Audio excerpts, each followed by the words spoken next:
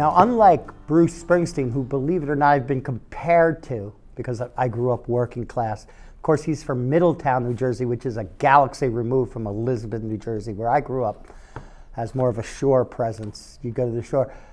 Bruce said, I never worked in a factory. I was that good. That's what he said in his recent Broadway, I think, play. But I did work in a factory. In fact, my first job was in a Christmas tree factory. And that's what made me a union activist. So this poem's about that experience. It's called Painting the Christmas Trees. In my odyssey of dead-end jobs, cursed by whatever gods do not console, I end up in a place that makes fake Christmas trees. Some pink, some blue, one that revolves ever so slowly to the strains of Silent Night. Sometimes out of sheer despair, I rev up its RPMs and send it spinning wildly through space, Dorothy Hamill disguised as a balsam fir. I run a machine that spits paint onto wire boughs, each length of boughs a different shade, color-coded, so that America will know which end fits where. This is spray paint of which I speak. No ventilation, no safety masks, lots of poor folks speaking various broken tongues, a guy from Poland with a ruptured disc lifting 50-pound boxes of defective parts, a Haitian so damaged by police interrogation that he flinches when you raise your arm too suddenly near. And all of us hating the job, knowing it's meaningless, yet singing, cursing, telling jokes, unentitled to anything but joy.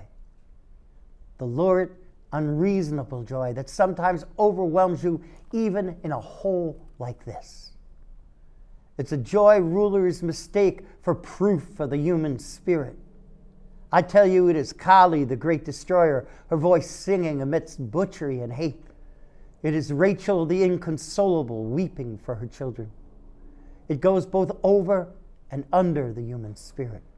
It is my father crying in his sleep because he works 12-hour shifts 6 days a week and can't make the rent. It's 110 degrees in the land of fake Christmas trees. It's Blanca Ramirez keeling over pregnant San's green card. It's a nation that has spiritualized shopping, not knowing how many lost to the greater good of retail. It is Marta the Packer rubbing her crippled hands with Lord's water and hot chilies. It is bad pay and worse diet in the minds of our children turned on the wheel of sorrow. No language to leach this from the blood. No words to draw it out. Fake Christmas trees spinning wildly in the brain. And who can stop it? Who? Unless grief grows a hand and writes this poem. So that's Painting the Christmas Trees, and it's a poem I wrote on that experience of working in the factory where you would breathe in spray paint, which would make you dizzy. It was hot and probably was doing irreversible brain damage. Some people might say that's why I'm a poet, but that was my experience. And I do write from experience. I hadn't seen poems like that in any of the magazines, literary magazines, or the books I was reading.